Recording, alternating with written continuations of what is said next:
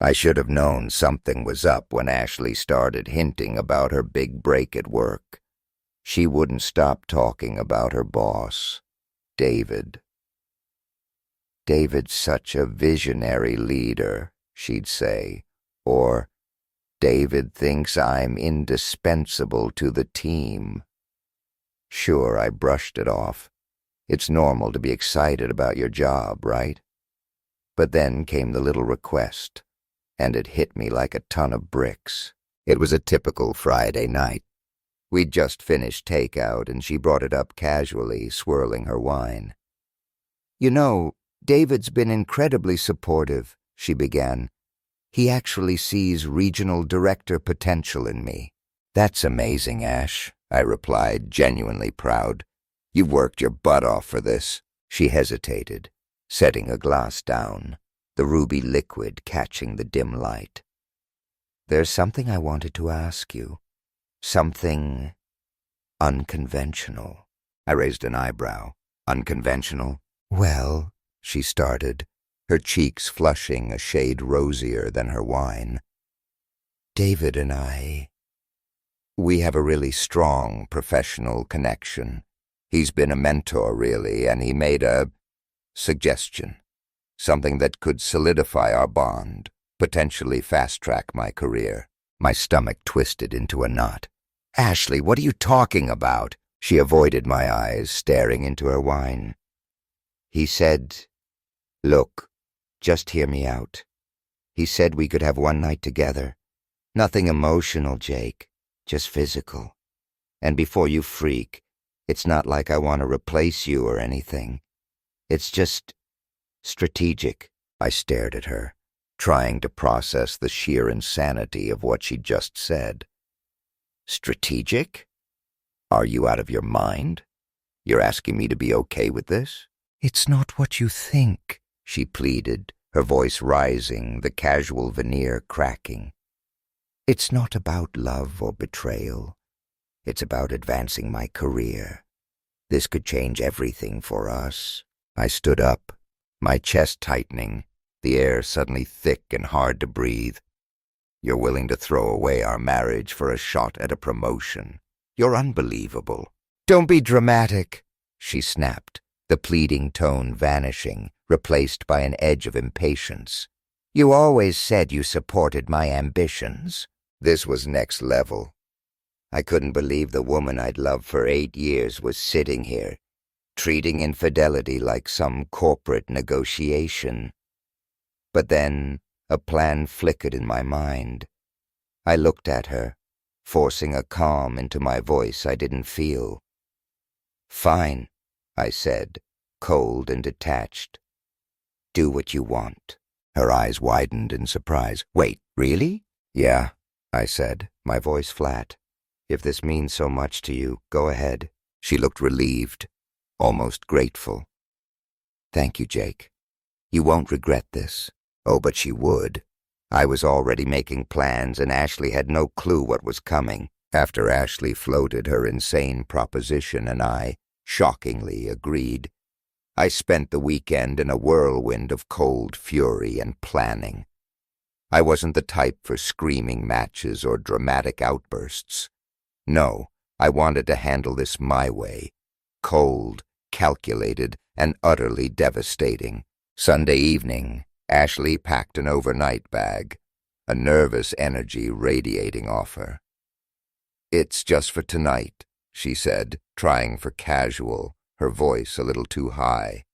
"David booked a hotel so we can keep it discreet. Marriott on 5th, room 203. I nodded, pretending indifference, a mask of calm plastered on my face. "Sure, have fun." She hesitated, watching me for a reaction, but I gave her nothing. I just turned back to the Knicks game on TV, beer in hand, like it was any other night. Inside, though, I was a storm of rage, humiliation, and grim determination. The moment she walked out the door, the click of the lock echoing like a gunshot in the sudden silence, I got to work. Earlier that day, fueled by a simmering rage, I'd rented a storage unit downtown. All her clothes, jewelry, photos, every keepsake that made our house, went into boxes. It was a frenzy of controlled demolition. By the time I was finished, the place looked like a generic bachelor pad, sterile and empty of her presence. Next, I wrote a few emails. The first went to Ashley's family, a polite but blunt note explaining that Ashley had decided to explore other priorities and that our marriage was effectively over. I made sure to attach her text exchange with David, which I'd forwarded to myself from her phone when she wasn't looking. Let them see in black and white what kind of person their golden child really was. The second email was to our landlord. I'd already found a smaller apartment downtown overlooking the park and was breaking the lease on our current place. Ashley didn't need to know just yet, but she'd figure it out soon enough. Finally, the pièce de résistance. I crafted a message to David's wife. Yeah, the golden boy, the mentor, the visionary leader. He had a family, a lovely wife and 2 kids, if the framed photo on his office desk was anything to go by. I'd seen it at the company holiday party, a picture-perfect family smiling brightly. I kept my email simple, brutal in its directness. Subject, thought you should know. Dear Mrs. Whitman, I'm writing to you as a courtesy. Your husband David and my wife Ashley have decided to spend tonight at the Marriott on 5th Avenue, room 203. I believe you deserve to know what's happening in your marriage. Attached are screenshots of their conversations and confirmation of the hotel reservation. I hit send, imagining the chaos it would unleash. A slow, grim satisfaction settled in my chest. By the time Ashley returned the next morning, I was sitting in the kitchen with a cup of coffee, calm and collected. The storm inside me now a chilling, icy resolve. She came in looking awkward, maybe even a little guilty, the triumphant glow I expected absent. "Hey," she said, setting her bag down, her voice tentative. "It went fine." "Good," I replied, taking a sip of coffee, my voice flat. "I hope it was worth it." She frowned, sensing something was off, the carefully constructed casualness in my voice too sharp, too edged. "What do you mean?" "Check the closet," I said, gesturing with my cup. She hesitated, a flicker of unease in her eyes, then walked to our bedroom. A second later, a sharp gasp echoed through the apartment. "Where's all my stuff gone?" I walked in behind her, watching her face pale as she took in the empty closet, the bare shelves, the stripped-down room. "Just like you, this house isn't yours anymore. Our marriage, definitely not yours." I pointed to the counter. "I packed up everything you own and put it in storage. The address is on the counter along with the key. You'll be staying there until you figure out your next move." Her face went chalk white. "Jake, you don't mean that." "Oh, I absolutely do," I said, my voice cold, my eyes like ice. "You made your choice when you walked out that door last night. Now you get to live with it." She started to cry, tears welling up, blurring her mascara, but it only fueled my resolve. "I did this for us," she sobbed, the self-pity dripping from her voice. "To help us have a better life." "No, Ashley," I said, shaking my head, a bitter laugh escaping my lips. "You did this for you, and now you don't have a husband, a home, or a shred of my respect." As she tried to sputter out more excuses, her phone buzzed. She glanced at it, and I caught a glimpse of the screen. David's name flashed, a frantic message underneath. "Call me now." "Go ahead," I said, pointing to the phone. "I'm sure your boyfriend has plenty to say, considering I sent his wife everything." Her face crumpled, the realization dawning. the carefully constructed facade shattering completely.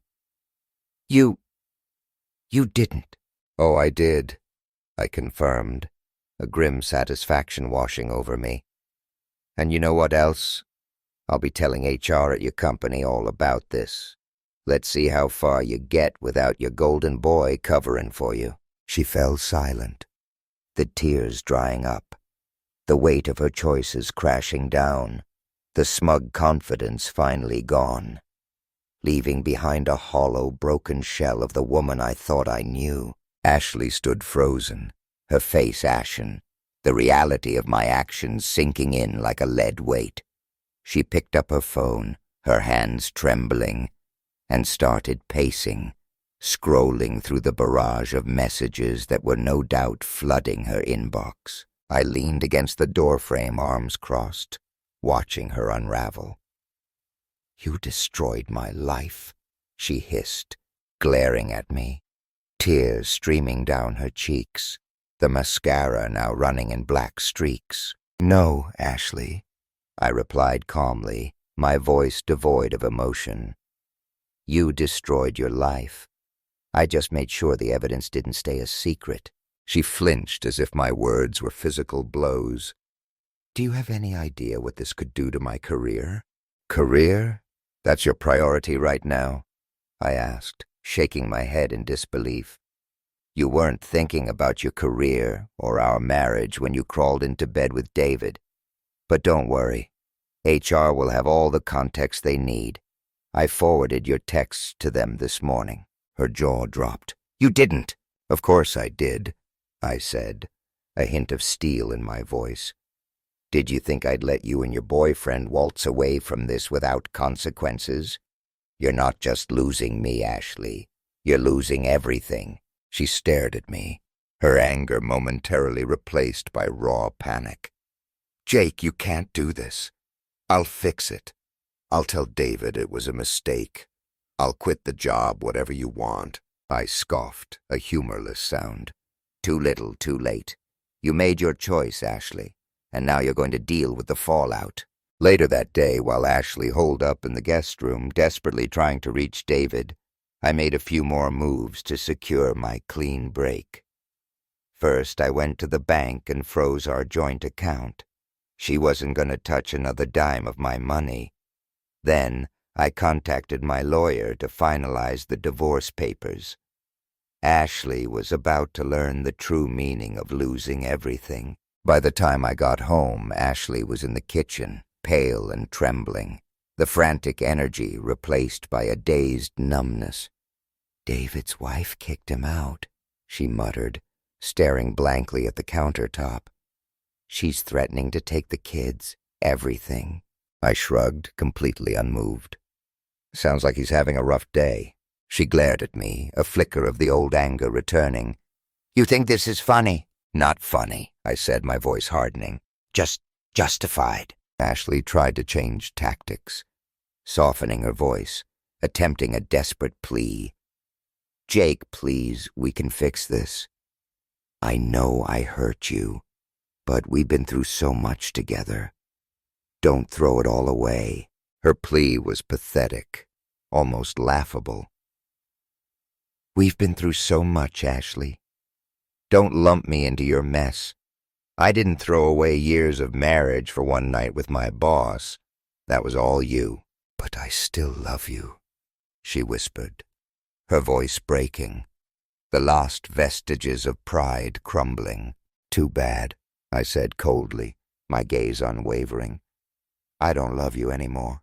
The next morning, Ashley woke up to a phone buzzing non-stop. It was a mix of work messages and family calls, a digital avalanche of her crumbling world. Her face went white as she scrolled through them, the color draining away, leaving her looking like a ghost. Apparently, David had been forced to resign after his wife forwarded the evidence to his company's board of directors. "I can't believe this is happening," she mumbled, sinking onto the couch, her head in her hands, the phone clattering to the floor. "Believe it," I said from across the room, watching her collapse. actions have consequences, Ashley. You thought you could control the fallout, but now you're drowning in it." Her phone rang again, and this time it was her boss. She picked up hesitantly, her voice trembling, a fragile thread of what used to be her confident self. "Hello?" I could hear the sharp, professional voice on the other end, even from across the room. "Ashley, we need you to come into the office immediately. We've received some concerning information, and we need to discuss your future with the company." Her hands shook as she hung up, the phone slipping from her grasp again. "They know," she whispered, staring at me, her eyes wide with fear. "How could you do this to me?" I laughed, unable to hide the contempt that welled up inside me. "You did this to yourself, Ashley. And now you're going to feel what it's like to lose everything." Later that day, I was packing the last of my things, carefully folding my favorite shirts, when there was a knock at the door. I opened it to find David standing there, looking like he hadn't slept in days, his expensive suit rumpled, his tie loosened, his face red, his eyes bloodshot. "Where's Ashley?" he demanded, his voice hoarse, strained. "Not my problem anymore," I said, stepping aside and letting him into the now empty apartment. Ashley came running into the hallway, her eyes widening at the sight of him. "David, what are you doing here?" "Trying to salvage what's left of my life," he snapped, his voice laced with bitterness. "You didn't tell me your husband was a psycho." "I didn't know," she protested, her voice rising defensively. I watched them bicker, a strange detachment settling over me, feeling nothing but a cold satisfaction. They were perfect for each other, two selfish, backstabbing cowards. Let them destroy each other. Eventually I cut in, my voice sharp and final. "David, get out of my apartment. Ashley, your storage unit key is on the counter. Take your circus somewhere else." They both looked at me, stunned into silence. Ashley tried to speak, to plead, but I held up a hand, stopping her. "I'm done. I've already filed for divorce. You can keep your lies, your boyfriend, and whatever scraps of dignity you have left." With that, I turned and walked out, slamming the door behind me, the sound echoing through the empty apartment. For the first time in years, I felt free. Walking out of that place felt like shedding 1,000 pounds. The air tasted sweeter, my steps felt lighter, and for the first time in years, I wasn't looking over my shoulder, trying to be the perfect husband for someone who didn't deserve me. Ashley and David's pathetic meltdown was now their problem, and I had my own future to figure out. But before I could fully move on, there was one more loose end to tie up, the fallout from David's family. If he thought losing his wife and job was the end of his troubles, he had another thing coming. 2 days later, I got a call from Laura Whitman, David's wife. Her voice was calm, too calm, but there was a sharpness underneath, a steely edge that hinted at the storm beneath the surface. "Jake, thank you for the information," she said, her voice steady. "It's given me the clarity I needed." "I'm glad to hear that," I replied, a small smile playing on my lips. "How are you holding up?" "Oh, I'm fine," she said with that same edge of steel. "David's not, though. He's been staying with his brother since I kicked him out. But I think it's time he learns what it's like to lose everything." I didn't ask for details. Laura clearly had a plan, and I wasn't about to get in her way. "If there's anything else I can do—" "There is," she interrupted, her voice turning colder. "You mentioned Ashley worked in marketing, right? David's company is in damage control mode, and they're looking for someone to blame. I'll make sure her name comes up." I didn't bother hiding my grin. "Thanks, Laura. I owe you one." "Don't mention it," she said, her tone icy. "Let's just say we're both making sure they can't run from their mess." Meanwhile, Ashley was floundering. I'd moved into my new apartment downtown, the city lights sparkling outside my window, and the old house was officially empty, a chapter closed. I heard through the grapevine, mutual friends and Ashley's increasingly frantic texts, that she'd been suspended from her job pending an investigation. The David Whitman scandal had dragged her into the spotlight, and HR wasn't taking any chances. She called me once, a teary, desperate voicemail that I deleted halfway through. "Jake, please.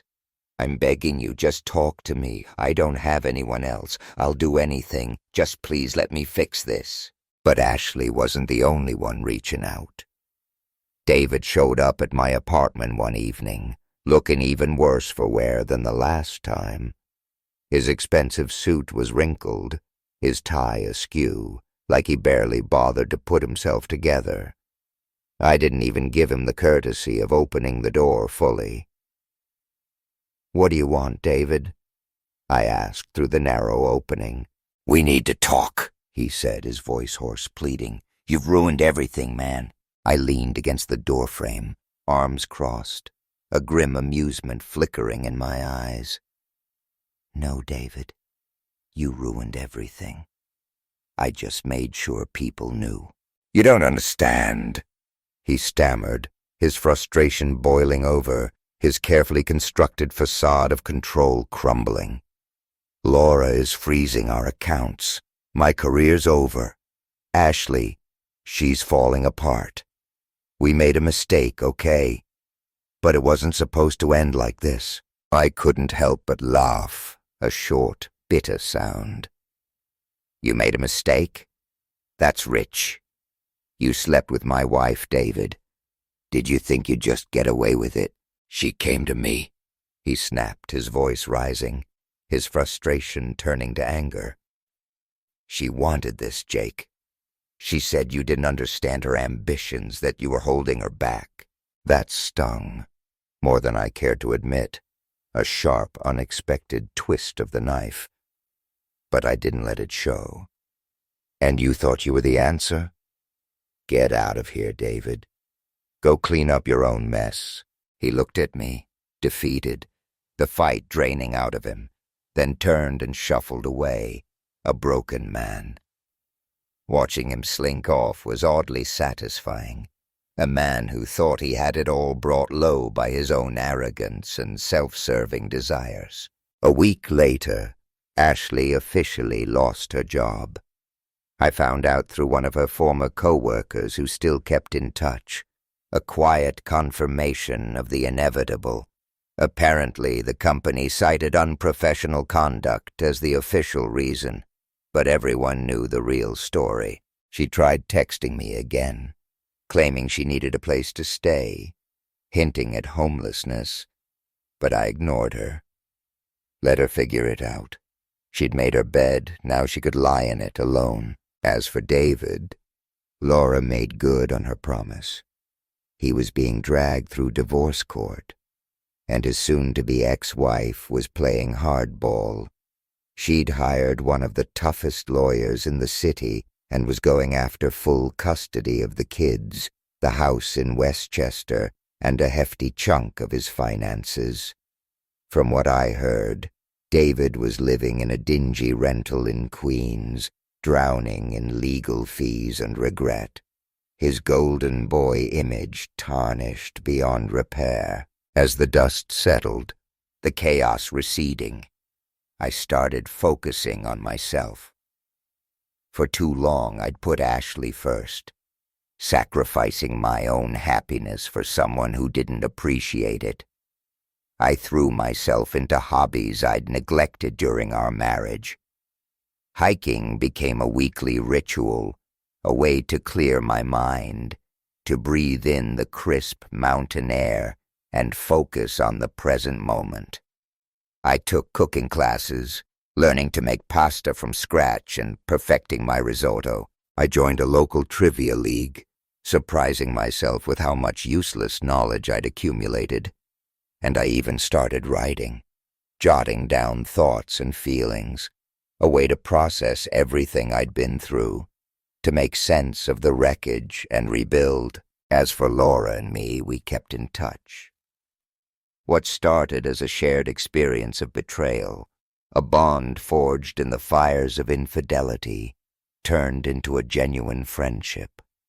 She was sharp, funny, fiercely independent, a stark contrast to the toxicity I'd escaped. Over time, that friendship deepened into something more, something real and grounded. We weren't rushing into anything, taking it slow, but for the first time in years, I felt like I could trust someone completely, to be vulnerable without fear. One evening, as Laura and I sat on her patio overlooking the twinkling city lights, watching the sunset paint the sky in vibrant hues, she turned to me with a sly grin, a spark of mischief in her green eyes. "Do you think they ever saw this coming?"